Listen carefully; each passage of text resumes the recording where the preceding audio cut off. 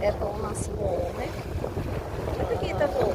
Нет, именно что такой ветер, что вот буквально спокойное было. Но вы посмотрите, какие волны пошли.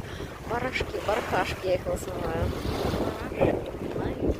Поэтому, то есть такой ветер, то он шторм разовьет. Да, а минус